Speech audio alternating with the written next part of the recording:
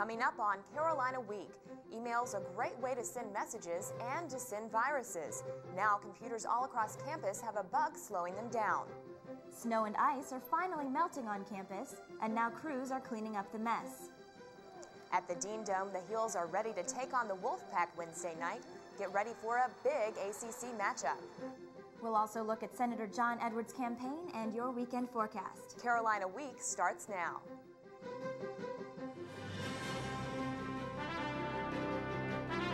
From the School of Journalism and Mass Communication at the University of North Carolina at Chapel Hill, this is Carolina Week.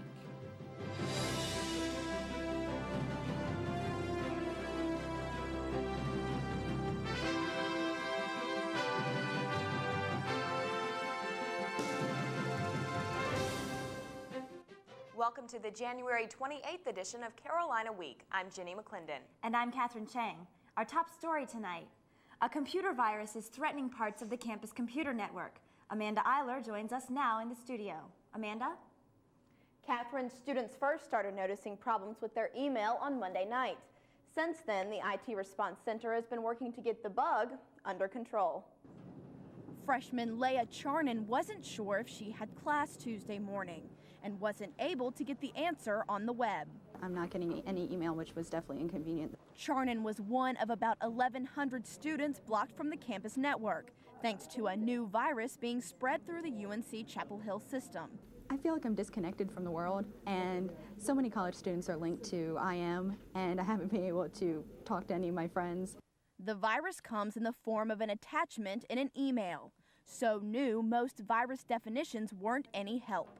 Even if you had updated Norton or antivirus definitions as just a couple of days ago, they wouldn't have been able to catch this. So that's how quickly these things move. Associate Director of the IT Response Center, Bruce Egan, and his team have been working round the clock to get students' computers up and running. When students do show up to get help, we can resolve the problem in about 5 or 10 minutes, so it's pretty quick. For Charnan, it's 5 or 10 minutes she wishes she didn't have to waste. Her advice to students: do not open emails if you don't know who they're from. Definitely wise words to heed. If you open the attachment, the virus will also go to everyone in your email address book. If your computer has been infected by the virus, you need to take it to the IT Response Center.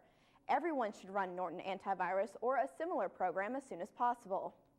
Amanda, when are all computers expected to be back on the campus network? IT officials think it will take at least the rest of this week. The Response Center is stressing the need to run a virus definition to keep the bug from spreading further. Thanks, Amanda. With the university operating on a delay Tuesday and Wednesday, the commute was tough for those who usually drive to campus. Primary roads were mostly clear, but side roads like this one were coated with ice as late as Wednesday. Town officials urged everyone to use public transportation rather than trying to drive. The governor declared a state of emergency Monday and Tuesday, asking drivers to stay off the roads except in emergencies. Students weren't the only ones on campus Tuesday. The snowstorm forced maintenance staff and grounds workers out into the cold as well. 100 workers spent much of Monday and Tuesday shoveling the snow and cracking ice to make paths safer for students walking across campus. Salt and sand kept students from slipping on the ice that hadn't melted. Workers started clearing the areas most important to students first. Residence halls, Lenore dining halls, and classrooms should all be easily accessible. With so much ice on roads and sidewalks, some people think administrators jumped the gun by opening the university Tuesday. Courtney Robinson has that story. Monday, the university was closed and a blanket of snow and ice covered the campus. By Tuesday, UNC groundskeepers had cleared major pathways and the university was up and running by 11 a.m., the only university in the Triangle to open. Minus a few slips and some falls, Chief of Police Derek Porch says he and others are confident about the decision they made. We consider everyone, and we mainly consider what the conditions are on campus and the major roads getting into campus. It was slick in my neighborhood this morning. I had to shovel out of my driveway to be able to leave, and we certainly know that there are people that are in those same circumstances. But if we waited until all neighborhoods were clear, it may be Thursday before we open back up. But some students weren't so happy with the decision. I'm actually really upset about it. I called Chancellor Meeser at his house this morning because I'm so upset about it. I think it's just really stupid, and it was a poor decision that was made by apparently a group of public safety men who got together. You know, as we're standing here, we've had sheets of ice falling off the roofs behind us. I've seen several people, you know, slip on patches of ice that haven't completely melted, and I don't think we should be here. Helen Dombalis was upset by the possibility of being injured by ice falling from roofs. Others weren't as worried. I don't know. It wasn't that big a deal that we had classes. I think people make too big a deal out of it. It's just cold out, basically. Just walk a little slower, drive a little slower. Although major roads were cleared and Chapel Hill Transit buses were in service, many students were pleasantly surprised to find that their professors were unable to make the trek. I went to my 11 and found out that was canceled. So I gave it to Zach Morris. Well, we didn't know it was canceled at the time, so I gave it to Zach Morris, 5-minute rule, signed my name on the board and left. And then my other class at 12:30 was canceled from the professor too. On Monday and Tuesday, walking through campus felt more like ice skating. But by Wednesday, paths are sanded and salted and the campus is pretty clear. With the university operating on a delay Wednesday, students hoping for a tough time getting to class didn't have one. In Chapel Hill, I'm Courtney Robinson, Carolina Week. In recent years, the university also closed after Hurricane Fran, during the record snowfall of 2000, and during the ice storm of 2002.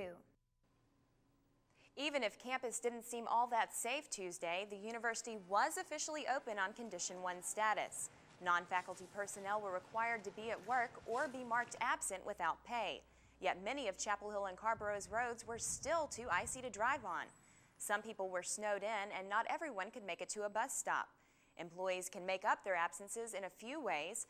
They can use a vacation day, take unpaid leave, or come in an extra day later in the year. The one option workers don't have is taking a sick day. Even though the university was open Tuesday, many students still missed class. But one group of students must have thought the Oedipal complex was a topic they couldn't skip out on. Despite the dangerous weather, Professor Robert Lawson's Intro to Psychology class met as usual Tuesday at 12:30. Although a few seats were open, the professor estimated that 90% of his 300-plus students were present. For the moment, it's quiet on campus. The snow is piled up on construction sites and building materials. The roads are clear, but everything else is still covered. So until a thaw, backhoes and drills will stay parked. The Office of Construction Management promises this is a temporary lull and says projects won't be overly delayed by the weather. A little snow can't stop candidates from kicking off their first day of campaigning. Tuesday, student body president candidate Lily West spoke in the pit, while senior class officer candidates Jovian Irvin and Becca Frucht chose a warmer venue in Murphy Hall. The candidates were excited about starting their campaigns despite smaller than expected crowds. West says there were problems because of the weather, but she still thinks the first day was a success. I think we started at a really good pace, especially considering the weather. And I assume every campaign is going to kind of take off from here. Obviously I don't think you come out strongest on the first day. That obviously is leading up to Election Day. You can watch Carolina Week's Student Body President Candidates Debate right here on February 4th from 7:30 to 8:30 p.m. We'll also be covering Election Night live February 10th, bringing you the results of the races, including SBP. That's from 10 till midnight. While vying for the Democratic nomination, Massachusetts Senator John Kerry seems to be gaining momentum after a convincing win in New Hampshire Tuesday night. And now, North Carolina Senator John Edwards looks towards South Carolina next week in what aides call a must-win situation.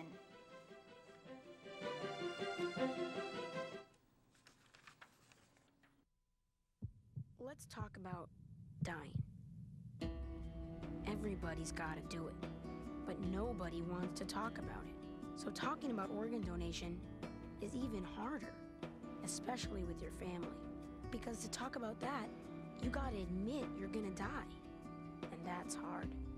Maybe people think if they don't talk about it, it won't happen. You know what? That's exactly what happens with organ donation. If you don't talk to your family about it, it won't happen. Yeah, it's kind of creepy, maybe weird, but you get to give the biggest gift in the whole world, life.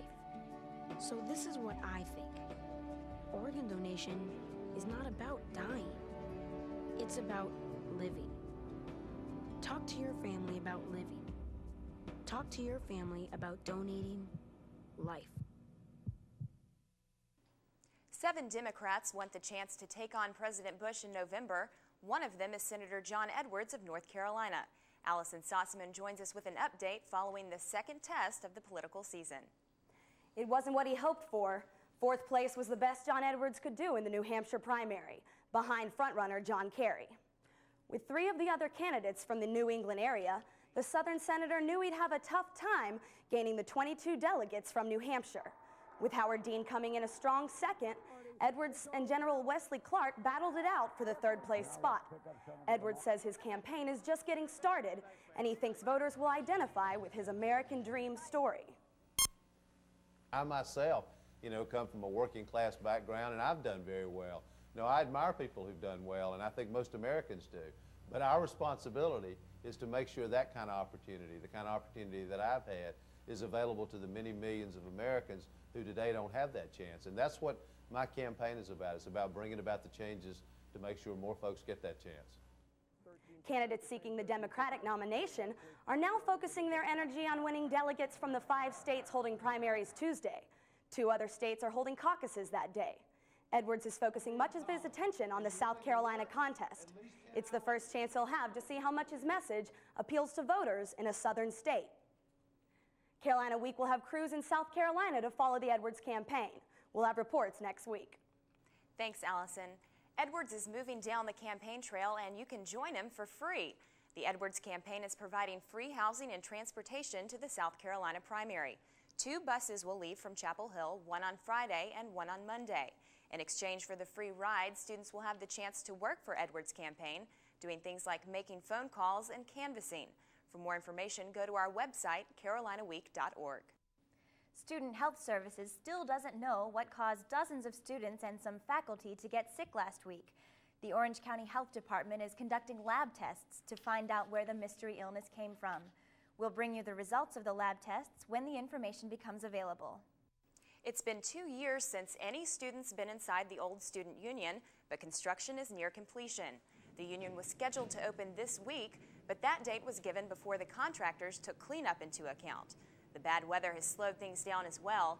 President of the Carolina Union, Christopher Lamb, hates the delays, but is excited about the opening. I'm looking forward to having the Great Hall back in business. I know that has been a huge problem over the past 2 years. That it was just like the center of student programming on campus. The union will also offer a bagel shop and more meeting spaces for student organizations. The union is set to open February 10th. In 2002, Carolina Week investigated what it costs the university when campus lights are left on overnight. 2 years and several budget cuts later, we found lights still on, and it's still costing the university. It's 12:30 on a Tuesday night. The bell tower has already stopped chiming. Faculty and students left campus buildings hours ago, but inside, many lights are still burning bright. We found empty classrooms lit up like this one in New East and these in Peabody. The university spends more than $24 million on electricity each year. Lighting costs account for $10 million, with lights left on overnight a sizable portion of that. Ralph Taylor is the campus energy manager. There's a lot of lights that are left on that should be off. Like these in several Bynum offices, including this lamp in a side office, the same place Carolina Week found a lamp left on 2 years ago. We'd like them to turn them off when they leave. Some libraries and research labs are designated as 24-hour facilities, but Taylor says those should have only hallway and stairwell lights on when rooms are empty. Friday at midnight, we went to Keenan Laboratory and knocked on 25 doors of rooms with lights on. Of that 25, 23 were empty. Taylor says that's not acceptable. In lab space that's not used at night, I'd like to see the lights out. Taylor says the university is taking steps to be more energy efficient. Some of the newer buildings now have sensors which shut off lights when rooms are vacant. Wednesday night, town council members could determine the fate of red light cameras in Chapel Hill. Members who support the Safe Light program held a press conference last Thursday. It's in response to the recent petition to remove the cameras from Chapel Hill. Some council members and residents say statistics show Red light violations have decreased by 40% since the installation of the cameras. Retired Police Lieutenant Tim Presley says he supports the program because it helps catch the red light runners the police might not see. I think these cameras offer that consistency and that daily reminder to us when we're traveling through the intersections that we need to slow down, we need to pay attention, we need to observe what the light is doing. Traffic safety advocates say they plan to turn out in full force at Wednesday night's meeting. It begins at 7 p.m. Weathercaster Scott Williams joins us now. Scott, it's been a lot of work down on that end of the desk with all this ice coming down. Sure has. Yeah, it definitely has. And this roller coaster of a month that we have been seeing has had its ups and downs as far as the weather is concerned. I mean, we started out unseasonably warm at the beginning of January, and now we're having to deal with this icy situation. I'll have the details on what we can expect over the next several days, but first let's go ahead and take a look at this week's weather question. And it's a good one to match all the snow and ice that we've had recently. It is, which temperature is too cold to support snow? Is it A, 10 degrees Fahrenheit, B, 0 degrees Fahrenheit, C, -5 degrees Fahrenheit, or D, none of the above? The answer to this question and your weekend forecast coming up.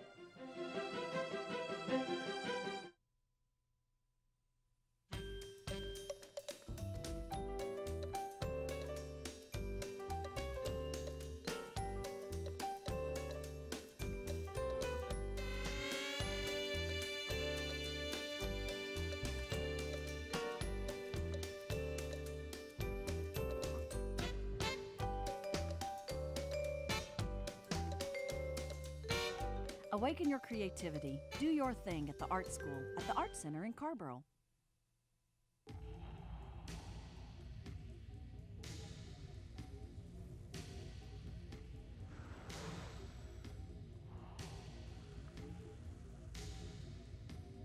If you think there's a difference, you're dead wrong.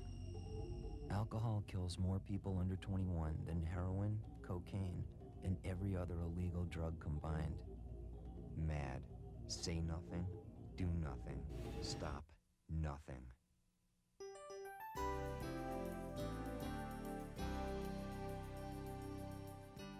Hi, and welcome back to Carolina Week. Well, if you're like me, when you looked outside Wednesday, you saw some welcome sights. The sun, it actually started shining, and it's already begun to melt some of the snow and ice around the region. This is good news during the day, but once the sun sets and water that has melted is definitely going to refreeze. As we go ahead and take a look at your weather headlines for this week, you can see we're going to experience patches of black ice. Definitely, if you're heading out to the game on Wednesday night, you want to take heed, as the roads are definitely going to refreeze, as some of that melted snow and ice is going to refreeze and cause black ice. Now, we're going to experience a warm-up in the forecast for Thursday and Friday, and we're ultimately going to have a dry weekend. But after we get past the weekend, there's going to be some uncertainty in our forecast as we begin your work week coming up. Let's go ahead and put some of this into perspective for you as we take a look at your satellite. You can see that right now we're sitting high and dry in North Carolina thanks to that cold front that actually helped scour out some of that shallow cold air that was in place over the Carolinas. You can see it's making its exit off the Carolina coast, and that high pressure is going to keep us with sunny conditions in our forecast. Our next weather maker is going to bring some clouds into our region on Friday, and it's right now situated in portions of the northwest. It's going to move into our region. I expect the moisture to be starved with this system, so I'm just going to include like some clouds in our forecast for Friday. There may be a couple of sprinkles to areas in northern portions of our viewing area, but it's only going to just reinsure some more cold air for Saturday. And as we take a look at your Carolina Week 4-day forecast, you can see that on Friday, we're going to have a high temperature of 49 degrees. It's going to be a mostly cloudy day. There may be a chance for some sprinkles, but once that cold front moves through on Saturday, you can expect us to barely make it into the 40s on Saturday, especially if you're heading out to the North Carolina Invitational for the track meet there. Expect cold temperatures on Saturday. On Sunday, we're going to begin to reintroduce some more clouds. We'll have a high temperature of 44 degrees, and then on Monday, the uncertainty is once in our forecast again, as we may be looking at another rain and snow scenario with only a high temperature of 39 degrees. Folks headed out to the beaches now, let's go ahead and take a look at your forecast there. On Saturday, we should top out at about 50 degrees at the beach, and on Sunday, they'll have a partly cloudy day. The high temperature should top out at 51 for you and the beaches. If you're heading out to the mountains, you can expect the conditions on Saturday to be partly cloudy with a high temperature of about 39 degrees, and then they're going to have a chance for some rain and snow in the mountains on Sunday with a high temperature topping out at about 38 degrees. If you're heading out skiing, the slopes are great. We have Appalachian coming in with 9 trails open, a base of 67 to 107 inches, and Sugar Mountain has 20 trails open. Also, if you're headed out to get the ticket distribution, you can expect temperatures on Saturday to be cold. We're going to struggle to get above freezing if you're standing in line from 7 to 10 a.m. And let's go ahead and take a look at our Super Bowl forecast. You can see that it's going to be at Reliance Stadium in Houston, 6:25 p.m. and temperature around 57 degrees. But do any of you have an answer to what temperature is too cold to support snow? This all sounded way too cold for me. I don't know about the snow. I totally agree, Jenny. We're stumped. Okay, you're stumped. Well, actually, the correct answer is none of the above. See, actually, it can never be too cold to snow. As long as there is enough moisture in the atmosphere, we can have snow. So it's never too cold to snow. The snow that we had recently, it was really fine and dry because the atmosphere, the temperatures were colder. Typically, we see wet snow when it's closer to 32 degrees. All right. Thanks, Scott. That makes sense. Well, Luke Notstein joins us now with sports. Luke, have you been tossing a ball around recently? Or? Well, the only playing sports I've been doing has been inside. It's been way, way, way too cold out there for me. But luckily, some students here will be playing sports as the action heats up at the Dean Dome as Carolina takes on the Wolfpack in one of the ACC's hottest rivalries. More when Carolina Week Sports returns. 428 Essex, Polyp on the premises. 220, we're on it. Let's roll. In there. Yeah, we'll handle this, man.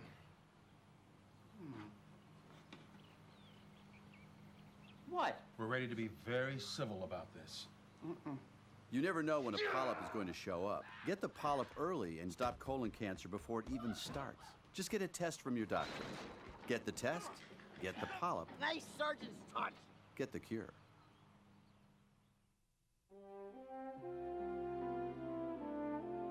Throughout my career as a coach, I've lived by the simple axiom that behind every individual success story is a team. The success of Durham Public Schools does not depend on one of us, but all of us. Through community involvement and support, we can take a giant step in helping our children achieve their hopes and dreams. You're going to walk with me, and I'm going to help you to be that great soccer player.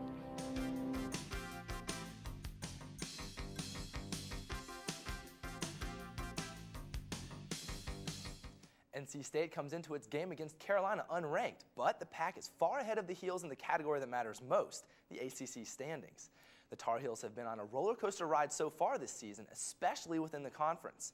Carolina Week's Brad Lewis tells us the triple overtime thriller against Wake Forest should have us clued into just how wild this ride was going to be. After the instant classic against Wake, the Heels rebounded and beat a hot Georgia Tech team to even their ACC record at 1-1.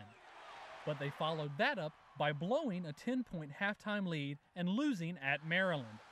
Next game, UNC upsets number 1 UConn in a thriller, but the Heels almost hit rock bottom in the ACC when Florida State comes back from 24 down to win. That dropped Carolina to 1-3 in the conference going into the game against Virginia. The team responded by blowing out the Cavaliers in the second half. Now comes NC State, a team that's beaten Carolina 4 straight games and sits in second place in the ACC. David Noel says the Heels must stop the Pack's big guns. They got some great players, Julius Hodge, Marcus Melvin, all those guys, All-Americans and things like that. So we're going to have to lock down and definitely keep them from doing what they want to do. Raymond Felton has the game plan to do just that. They're going to try to slow the game down against us, but, that's not what we want. So, we're just going to defend them however long we have to defend them. Then, once we get the rebound or they score, get the ball out real fast and just push it down their throat. With the Heels' recent road woes and the team trying to get to 500 in the league, Noel's glad this game is at home. It's going to play a big advantage. We got the crowd behind us. It's going to help us out a lot. In Chapel Hill, I'm Brad Lewis, Carolina Week Sports. Jawad Williams is expected to play without the face mask that's protected his broken nose the past couple of games. Okay, Who's hyperactive, loves kids, and has no hair? Well, if you guessed a shaved poodle, you're wrong. But if you guessed Dick Vitale, you are correct. While Roy and his boys were warming up for Wednesday's game, students lined up for a chance to meet the famous Dickie V. An announcer for more than 25 years, Vitale has covered everything from buzzer beaters to blowouts. He's bringing those experiences to the page in his new book, Dick Vitale's Living a Dream. For now, Vitale advises everyone to simply enjoy what life has to offer. Life's been good to me. It's really been phenomenal, and I've been a very blessed guy, and I just wish that others realize in life, if you have spirit in what you're doing, a lot of good things can happen. Vitale will be announcing the game Wednesday versus State and again when UNC faces off against the Dukies. That is awesome, baby. The women's basketball team finally cracked the top 10 in the nation. The bad news? The team had to go on the road to Wake Forest Monday night, where the Heels have lost 3 of the past 4 years. Well, you can make it 4 of the past 5. Nikita Bell missed a point-blank shot as time expired and the Heels lost 69-67. Camille Little posted a double-double in the losing effort. Well, guys, even though the women's team just lost, we have a great chance Wednesday against State and then next Thursday against Duke. So ticket distribution for that game is this weekend. All right. We're looking forward to it. Thanks, Luke. Jenny, this weather has us all feeling pretty cold and a little tired, I think. That's the truth, but some people found a way to stay warm and awake. We'll tell you how they did it after the break.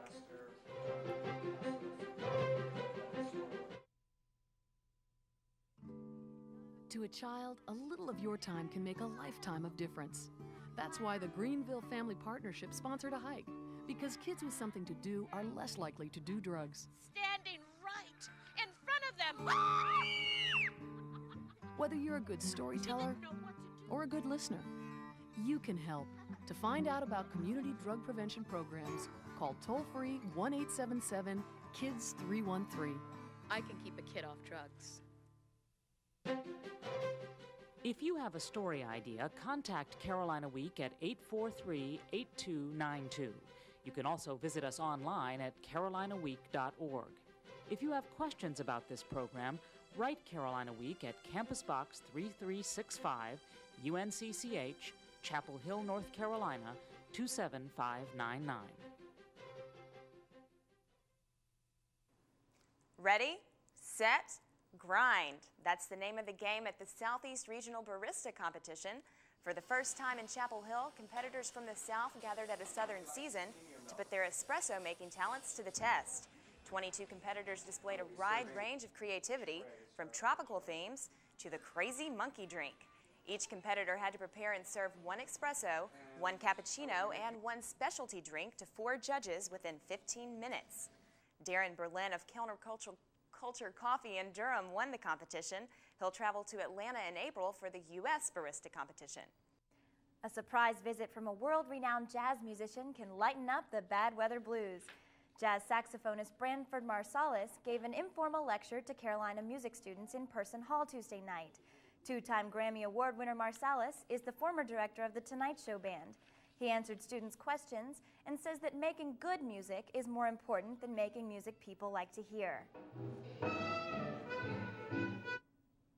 I like playing music. I love playing music.